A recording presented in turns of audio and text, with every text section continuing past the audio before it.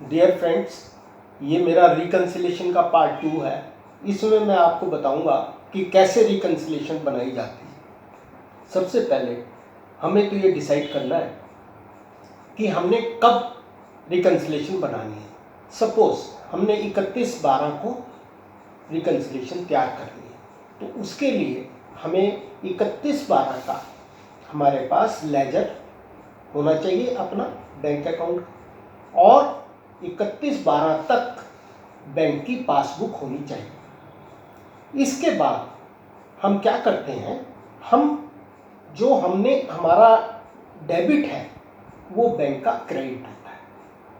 तो बैंक हमारी ट्रांजैक्शन को रिस्पॉन्ड कर रहा है, अगर कर रहा है तो उसको हम टिक कर देंगे दोनों तरफ। This is called ticking.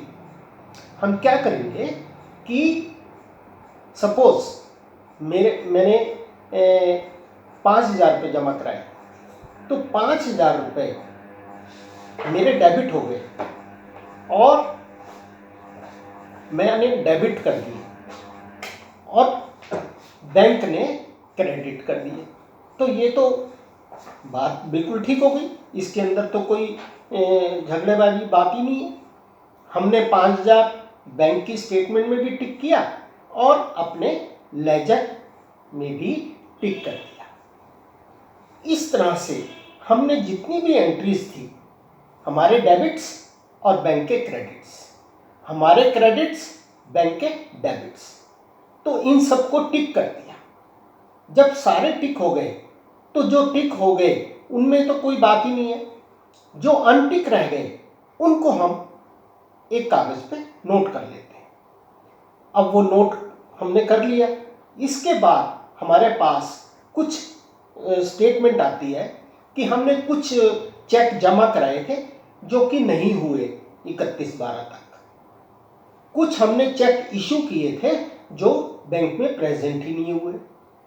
कुछ बैंक चार्जेस ऐसे थे जिनमें हमें पता ही नहीं चला 31/12 तक, क्योंकि हमारे पास स्टेटमेंट नहीं आई थी तब तक। और इसके बाद कुछ एक हमारे को डायरेक्ट डिपॉजिट मिल गया कस्टमर से, हमें मालूम नहीं पड़ा, उन्होंने हमारे बैंक अकाउंट में क्रेडिट कर दिया। इस तरह से हमारे पास पूरी स्टेटमेंट तैयार हो जाएगी। जब वो पूरी तैयार हो जाती है उसके बाद फिर हम एक स्टेटमेंट तैयार करते हैं जिसे बैंक रिकन्सिलेशन स्टेटमेंट बोला जाता है। और वो कैसे होती है, इसको हमें ये देखना होता है कि जो हमारा बैलेंस है वो सपोज जैसे कि मैंने इसके अंदर बता रखा है, यहाँ पे आप देखेंगे कि मेरे पास 15,290 रुपये का बैलेंस था मेरे बैंक अकाउंट में, मेरी बुक्स में, और जबकि जो बैंक की पासबुक थी उसके अंदर 24,690 रुपये का था। अब इन बिटवीन कहाँ पे क्या चीज हुई हमें पता ही नहीं चला। उसके लिए हमने एक स्टेटमेंट तैयार करी है। इसके अंदर हमने बैलेंस एज पर अवर बुक्स लिख लिया पॉजिटिव। पॉजिटिव का मतलब डेबिट बैलेंस।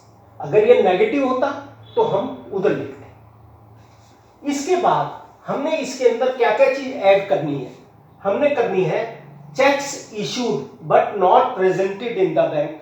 हमने चेक तो इशू कर दिए, जैसे सपोज 1 लाख मेरा मिला हुआ था, बैंक में भी 1 लाख था, मैंने 7,900 रुपए के चेक इशू कर दिए, तो मैंने तो अपना बैलेंस घटा लिया और बैंक में बैलेंस वही है, तो मैंने क्या किया, उसको ऐड कर दिया।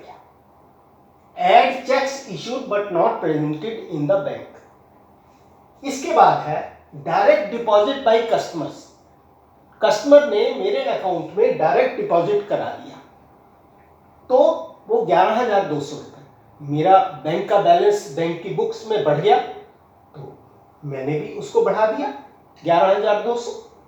इसी तरह मेरे को कोई रिसीट्स मिली स्टैंडिंग इंस्ट्रक्शंस के थ्रू, मतलब मैंने कहा था कि मेरा डिविडेंड आएगा, डायरेक्ट बैंक में आएगा, डायरेक्ट बैंक में पहुंच गया, मेरे खाते में जमा हो गया।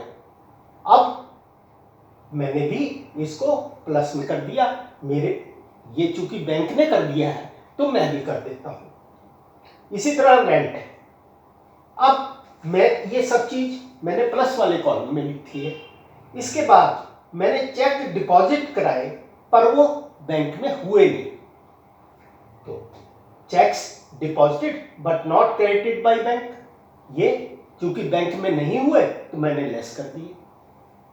इसी तरह bank charges, interest, commission, insurance etcetera charge by bank but not recorded by us. Bank ने कुछ चार्जेस लगा लिए, प्रोसेसिंग चार्ज है, इंटरेस्ट है, कमीशन है, बैंक चार्जेस है, पर मैंने उन्हें रिकॉर्ड नहीं किया, तो मैंने उसे अपने अकाउंट से लेस कर दिया।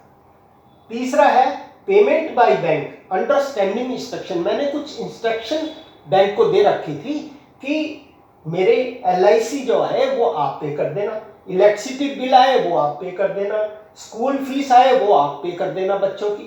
तो बैंक ने तो कर दी पर मैंने रिकॉर्ड नहीं करी, तो वो 5,000 रुपये थी, तो मैंने 5,000 रुपये मैंने भी लेस कर दिए। इसी तरह चेक डिपॉजिटेड बट डिसऑनर्ड, एक चेक जमा कराया जो कि डिसऑनर हो गया, तो मैंने उसे भी लेस कर दिया, क्योंकि मैंने तो अपने में डेबिट कर रखा था पर वो हुआ ही नहीं, तो इसलिए उसे लेस कर दिया।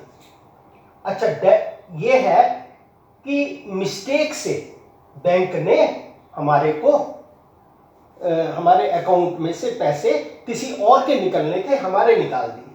मिलाने के लिए अब मैं क्या करूंगा, मैं भी उसे लेस कर दूंगा, ताकि एक दफा तो मिल जाए ना मेरा बैलेंस और बैंक का बैलेंस।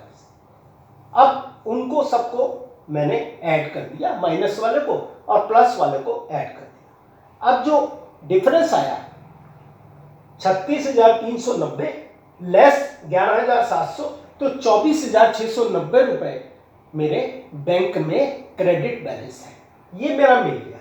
अब आपको ये थोड़ा सा डिफिकल्ट लग रहा होगा कि ये कौन सा ऐड करना है, कौन सा लेस करना है। इसके लिए हमारे प्रोफेसर ने भी, जब हम कॉलेज में पढ़ते थे, तो एक 1 लाइन गोल्डन लाइन प्रिंसिपल बताया कि भाई जिससे तुम झगड़ा सुलझा रहे हो, जिसकी तुम रिकंसिलिएशन तैयार कर रहे हो बैंक से, हमने ये सोच के चलते हैं कि बैंक 99% बिल्कुल ठीक होता है। अगर ऐसा है तो जैसा बैंक कह रहा है वैसा कर दो। अब मैं दोबारा से लेता हूं, मैंने चेक इशू किया पर वो प्रेजेंट नहीं हुआ, मैंने तो अपने बैलेंस में से कम कर दिया पर बैंक ने नहीं किया, तो इसका मतलब मैं उसको ऐड कर दूं, क्योंकि बैंक ने तो किया ही। इसी तरह मैंने ये कस्टमर ने मेरे बैंक में पैसे जमा कराए, अब बैंक के अंदर तो पैसे बढ़ गए तो मैं भी बढ़ा देता हूं अपने। जैसा बैंक ने करा है वैसा ही मैं रिस्पॉन्ड करूंगा, तो तब भी मेरी ये रिकंसिलिएशन बन जाएगी। जैसे सपोज बैंक ने चार्जेस लगा दिए, 1 लाख रुपए मेरा बैलेंस था, 1 लाख रुपए बैंक में था, मिला हुआ था, मैंने बैंक ने चार्जेस लगा लिए मेरे 2,500 रुपए, तो बैंक ने तो वहां पे 97,500 रुपए कर दिए मेरे कि इतने बैलेंस हैं, पर मैंने नहीं किए तो मैं भी लेस कर देता हूं। जब बैंक ने लेस कर दिए तो मैं भी कर देता हूं, बैंक ने ऐड करे तो मैं ऐड कर देता हूं। ये सब ऐसा करके मैं प्लस की मतलब डेबिट की अपनी यहां पे टोटल कर लेता हूं और माइनस का टोटल कर लेता हूं। अब अगर 36,390 में से 11,700 घटाएंगे तो वो 24,690 आएगा। 24,690 मतलब बैंक के अंदर क्रेडिट बैलेंस।